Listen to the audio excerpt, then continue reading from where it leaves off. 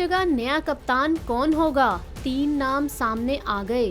बाबर आजम के white ball team की कप्तानी से मुस्ताफी होने के बाद मोहम्मद रिजवान मजबूत उम्मीदवार तस्वुर किए जा रहे थे, लेकिन अब मजीद 3 नाम सामने आ गए हैं।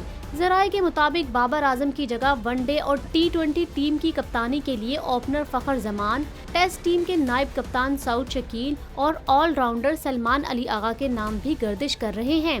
दूसरी जानिब अमेरिका में T20 वर्ल्ड कप में शर्मनाक कारकर्दगी और पहले राउंड से कौमी टीम के बाहर होने के बाद टीम में खिलाड़ियों के 3 ग्रुप्स के बनने की खबरें सामने आ रही हैं। ताहम अब इत्तलात हैं कि बोर्ड किसी ऐसे खिलाड़ी को क़यादत के लिए सामने लाने के बारे में सोच रहा है जिसका नाम किसी तनाज़े में ना हो।